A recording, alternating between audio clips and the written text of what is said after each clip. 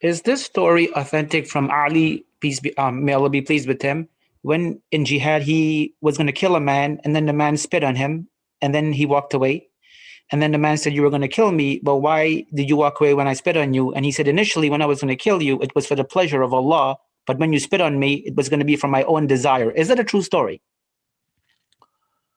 First of all, I cannot say to you authentic or not authentic. But when it comes to the athar, not the ahadith of the Prophet, because I've been asked a number of issues regarding this, and every person is having sort of WhatsApp message, he's sending it to me. Please, can you check this for me? Is Ibn al-Qayyim said it or not? I'm not Google, ya akhwana. Okay, I'm not saying this as an answer for Faisal, but I'm not Google. If this person, he wants to understand that if it's to do with athar, not for the Prophet ﷺ, and it's from a Sahabi companion, and it goes along with the milestones of Islam's, it does not drift from the haqq. It is not talking about placing a new rule or abrogating a rule that we know in Islam, or something which is hilarious, companions flying, for example.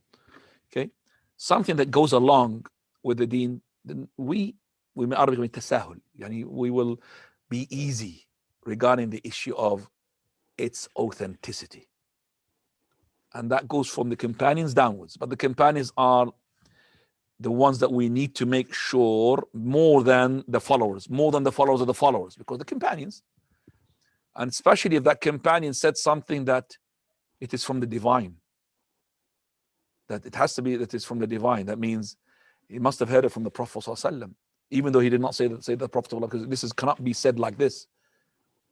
Okay, so for example, one of the sayings of the companion we need to make sure of, like the athar of Abdullah ibn Abbas, kufrun duna kufr. This kufr of the rulers is not the kufr that you're talking about, the major one. We had to make sure it's authentic, because he interpreted the Quran, he interpreted that verse, وَمَنْ لَمْ يَحْكُمْ بِمَا أَنزَلَ اللَّهُ فَأُولَٰئِكَ هُمُ الْكَافِرُونَ. So we have to make sure that it's authentic and it's from the ghaib.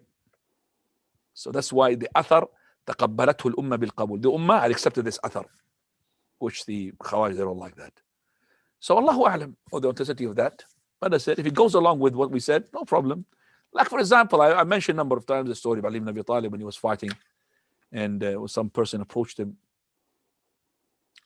and he said, "I didn't come here to kill two people, to fight two people." That guy looked back, there was no two people, and then he killed him. Ali ibn Abi Talib, he took this opportunity, because al-harbu khud'a or khid'a, or khad'a means the war is deception, khud'a or khid'a.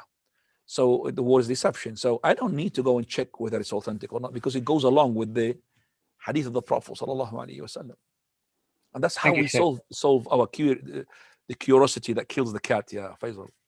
Jazakallahu khairan, Shaykh.